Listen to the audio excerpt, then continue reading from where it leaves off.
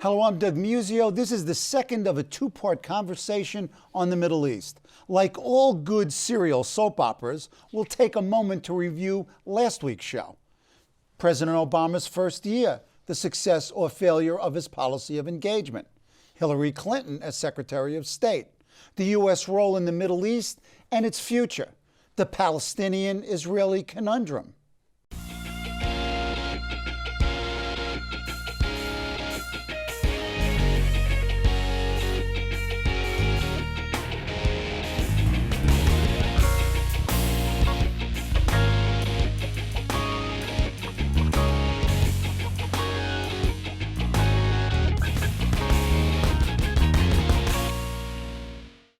Joining me once again to talk about the Near East, Iraq, Iran, Afghanistan, Pakistan, and if we can get to it, Yemen, Syria, Lebanon, and Turkey, is a distinguished Middle East hand, Richard Murphy, former U.S. ambassador to Saudi Arabia, Syria, Mauritania, and the Philippines. He has served as U.S. Undersecretary of State for Near Eastern and Asian Affairs, and he has been named Career Ambassador.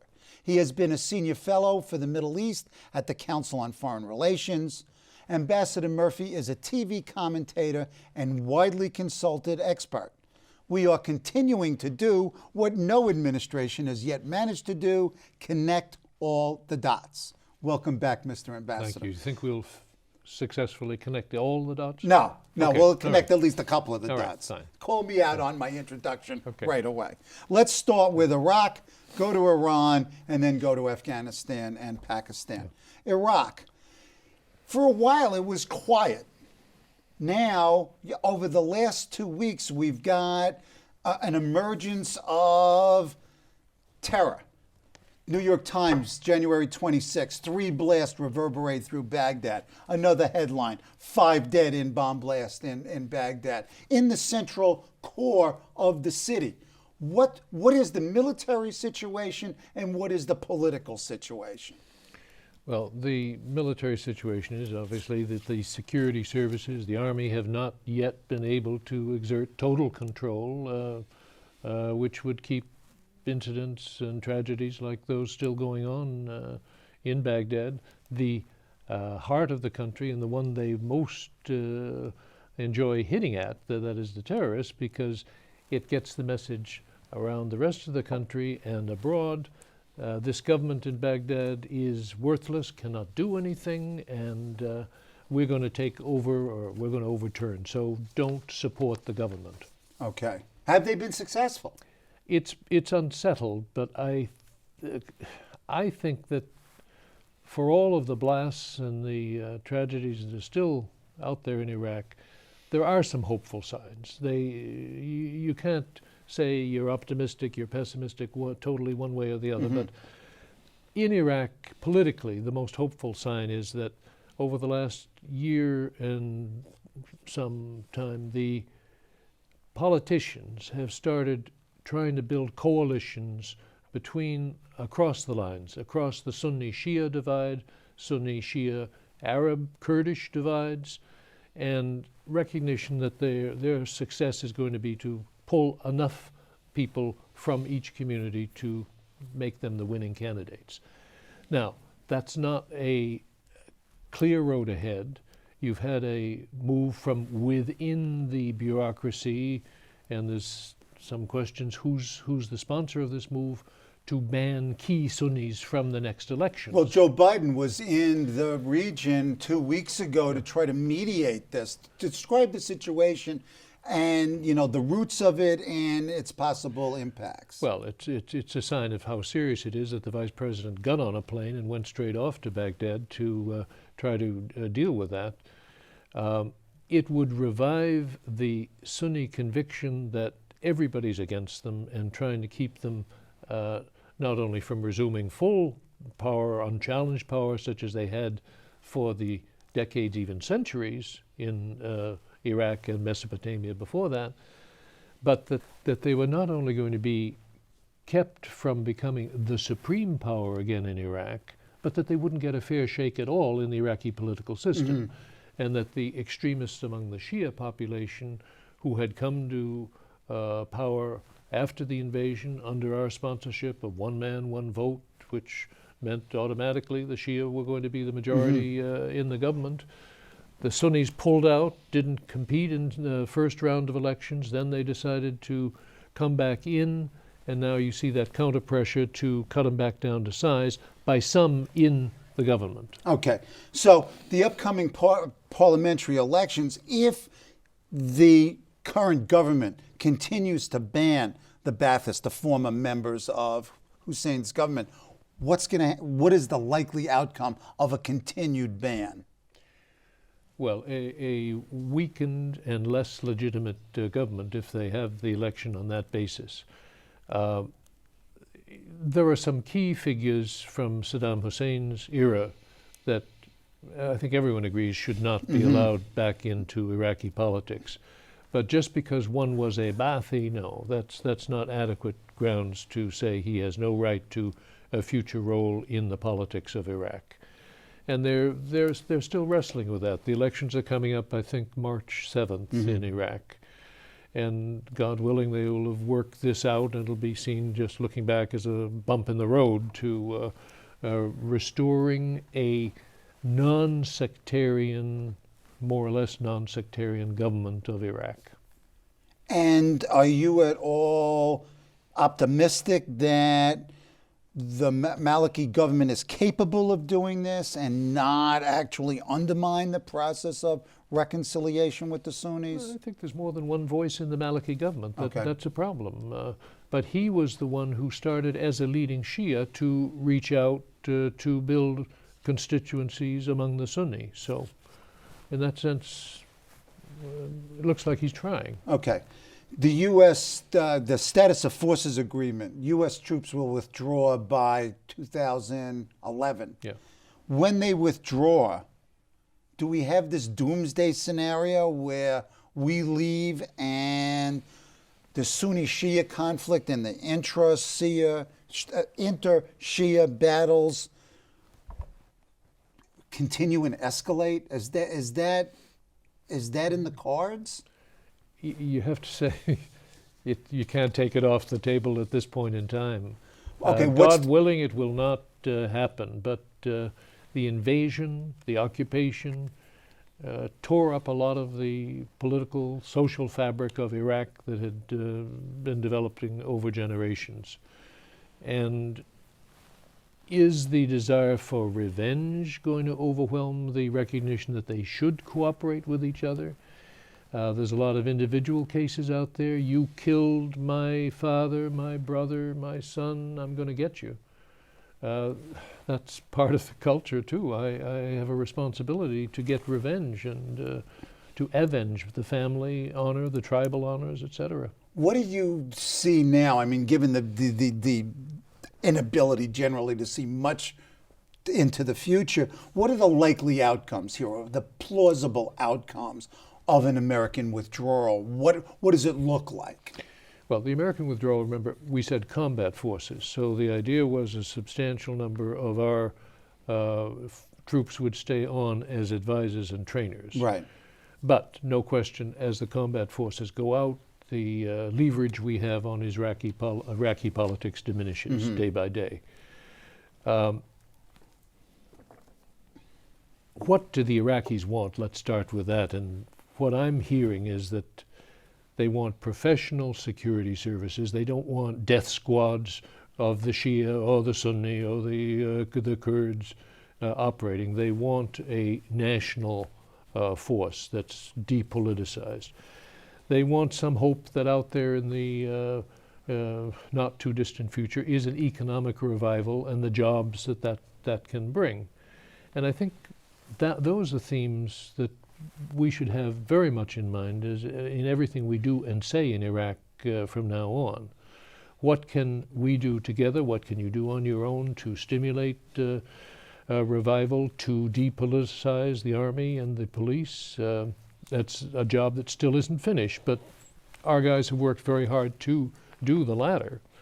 And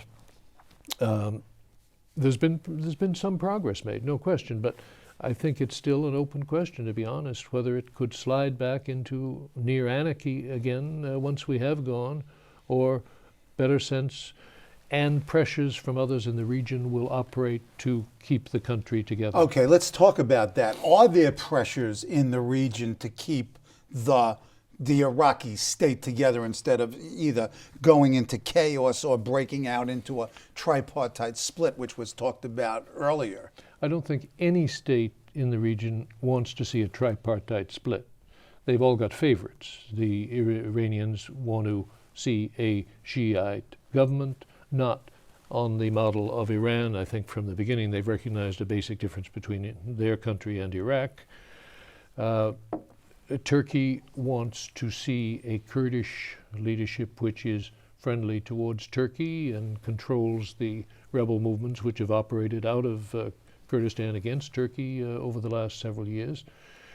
Syria has its own reasons for wanting Iraq to stay united and not split up. But they all would like to play a role there. The Saudis, they still dream of a Sunni restoration. I don't think they're going to see it. But they're not trying to destabilize what's going on. They're just not doing much of anything as far as I can tell. Bottom line, Richard Murphy's look at Iraq. What could we expect? I think we can expect a grudging respect for each other's role in Iraqi society and Iraqi politics. It's going to be slow, it's going to be painful, and there are going to be a lot of bomb blasts for the press to leap on in the months and few years ahead. Okay, let's go to Iran, which is, in a sense, a major focus of U.S. policy. I mean, there are two major issues here, it seems to me. One is Iran's role in the region, and the second is the character of Iran's nuclear program. I guess the key question is, are the Iranians willing and capable of negotiating seriously?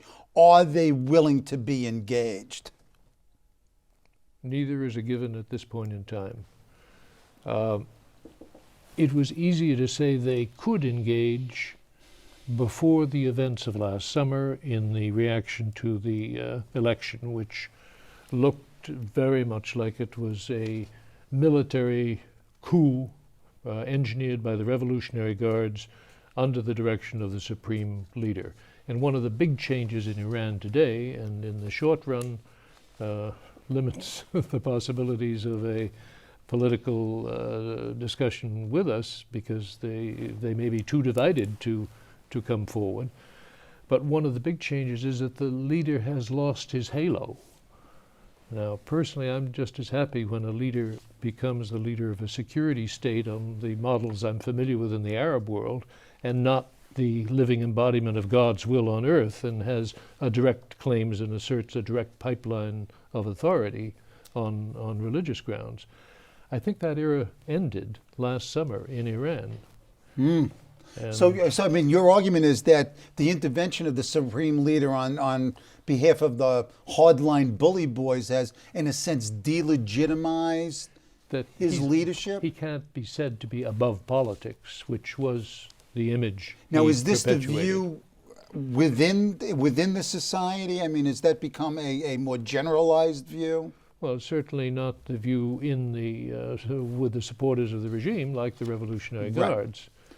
But damage was done to that image last summer by the way they managed or mismanaged the events of the election. What is the impact of that on Iran's policy out to the outside world, as well as the outside world's interplay with Iran, specifically the United States policy? They're still flogging the horse of the United States and Britain, particularly Britain even more. The power behind every nasty event in Iran is the manipulations of Washington or London. That's less and less convincing to the Iranian public. But the issue has been for us and will remain with us. What are we going to do about the nuclear program, and more generally, what about Iran as a power in the region? Right. I think we've come some distance from where we were after the Iranian Revolution in '79 to say that, well, yeah, Iran is now, and the Islamist government of Iran has legitimacy, leads a significant country in the region. And yeah, Iraq isn't exactly geographically in our backyard, it is in Iran's backyard. So they have a role, they have a legitimate interest what goes on in Iraq, in Afghanistan, and let's explore where the possible common grounds exist. Now, it seems as if Iran's influence had been growing in the region, and in some senses is at the center of the Middle East major problems. I mean, the civil war in Iraq, Lebanon. Is that the case? And what behaviors have changed over the last years that might give some of us a more optimistic look at the regime, other than the internal difficulties that they've had? Well, I think the internal difficulties at a minimum have limited their capabilities outside. Okay. But that I don't mean to say that they can't revive those capabilities and cause a lot of problems. One of the for American interests, one of the main arguments questioning the point of a U.S. military attack or an Israeli military attack on Iran is that could unleash a lot of troublemaking in Iraq by Iranian agents to get at us that way, in the Gulf to get at us through damaging our friends on the Arab side of the Gulf, and even in Afghanistan. But it seems as if the U.S. is stymied vis-a-vis Iran, that this Obama invested a significant prestige with this policy of engagement, and prior there were quiet overtures by Bush and Clinton before him. What has been the reaction of the U.S. government to these series of rebuffs, both in terms of direct conversation and also in terms of their nuclear program? Well, I'm sure growing frustration in the sense that Iran could be getting away with something as time passes, and their efforts to develop a weapons capability, which we all assume is their goal, or to get close to it, close enough to have breakout capability, as they say, and that we can't allow this to go on indefinitely. So the tools at our disposals are not all that great. They appear to be talking about smarter sanctions, more focused sanctions. Instead of, I'm sorry, go ahead. Yeah, well, just hitting at key figures in the regime, key institutions such as the Revolutionary Guard, which has become a major economic power as well as a security support for the regime. Find a way to target it so we aren't accused of being against the Iranian people. Are there mutual interests, U.S.-Iranian mutual interests, that somehow can be a basis of discussion and movement?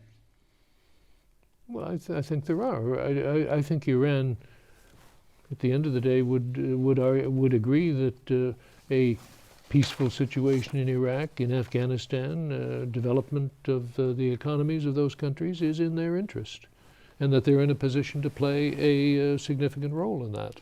Looking a year or two down the road? May not be enough time. Patience, patience, patience is the word on Iran. And I remember talking to Dick Helms, who at one point had been head of CIA and later ambassador to Iran. And we were talking, this was during the 80s, and he was saying, well, what about these, what are you hearing from Iran? I said, well, it's not clear what they're trying to say is.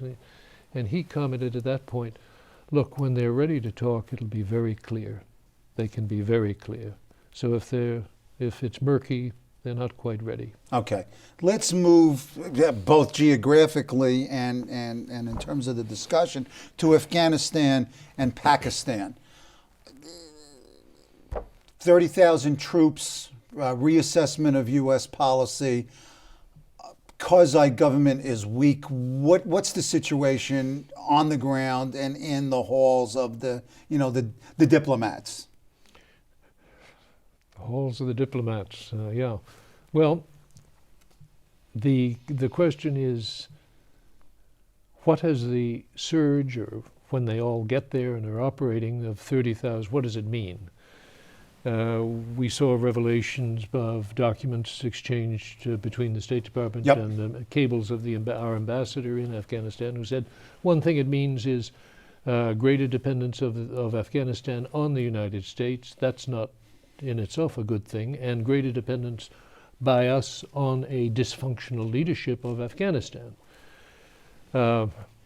And I think one of the most interesting moves is that being articulated by General McChrystal, that we've got to find a way ahead to accept the fact that the Taliban can be part of the future government of Afghanistan. That was unthinkable a few years ago. That's when we equated Taliban and Al-Qaeda, just said there's no difference between them. We still blame them correctly for allowing Al-Qaeda to the freedom to organize back in 2001 for 9/11. But they've never been identical institutions, the Taliban and Qaeda. If Taliban comes into a governing situation, either at the national level or at more local levels, what can be expected from this in terms of the stability of the state, its role in terrorism, etc.? Well, the state or central government of the state has never been an established fact in Afghanistan. The authority of Kabul over Afghanistan has always been limited. So we can hope, I underline, for a readiness to cooperate between the present leaderships and those interested in reform and moderate development in Afghan politics and the Taliban. The Taliban are probably not monolithic. They were extremely brutal and medieval in their applications of what they saw as the only true Islam over their own people when they were running things in the 90s. Not to forget that they replaced an anarchic situation and were, for a while at least, rather welcomed in Afghanistan for the law and order. Then people came to resent it. You know, there's one book I would strongly recommend to anyone to have a look at, Rory Stewart's The Places in Between, describing his walk across Afghanistan in the winter of, this is several years back, but anyone who tries to visualize a future Afghanistan ought to be familiar with what he found on the ground and the attitudes of these very isolated mountainous communities that scarcely ever saw villagers from 5 miles away. Well, Afghanistan, like Pakistan, like Yemen, like Iraq, were products of an imperial breakup, and they were never really nations. They may have been states, but they were never nations. So maybe treating it as a non-nation is the way to go. It's a little hard in a community of nations to do that, but to recognize one shortfall, it was very comfortable for the British Empire to sit there in London and draw some lines on the map. Diplomacy used to be easier in that sense. And in drawing the so-called Durand Line, named after one of their officials in India, they divided the Pashtun community that recognizes no boundary between Pakistan and Afghanistan. We are Pashtun. And we are Pashtun who have been miserably treated by the invasion of Afghanistan, and we demand our rights as a community. And our brothers, closer than cousins, over there of the other side of that Durand Line, are going to help us. And they're doing it today. And the other danger is it borders on Pakistan, which is itself unstable and possesses nuclear weapons. So clearly the relationship of Afghanistan and U.S. policy has to be intimately tied to U.S. policy toward Pakistan. And U.S. policy towards Pakistan has to be integrated with policy towards India.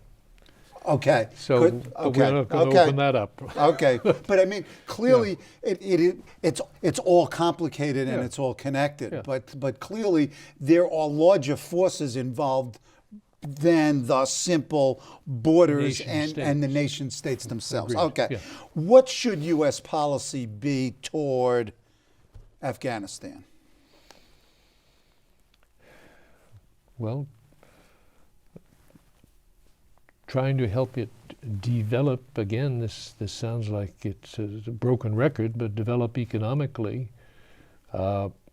probably taking it a little easier on this push we have tried to exert towards a centralized government authority, because that's just been running in the face of Afghan history.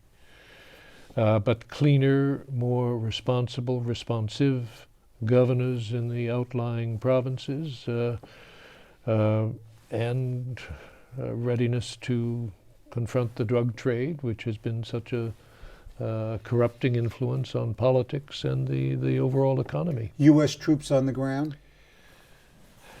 They're a magnet for trouble. They are seen as their predecessors, going back to Roman days, as people trying to saddle the Afghan tribes, and they don't like being sat on.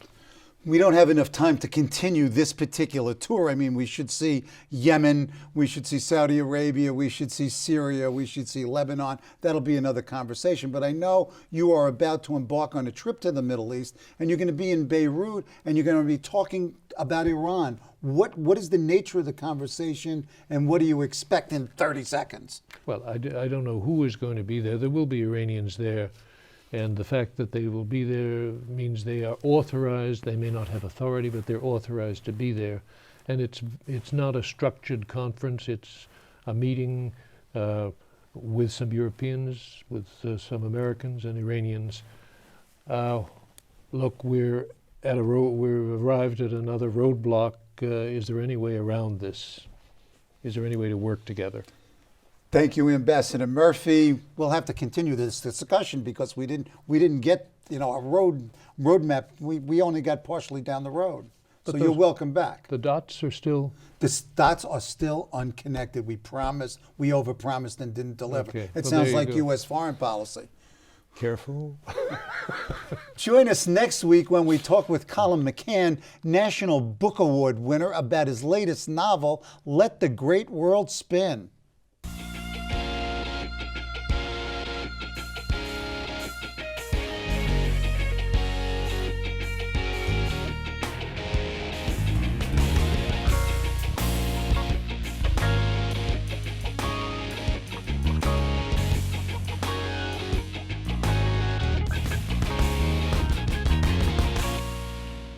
Hello, I'm Doug Musio.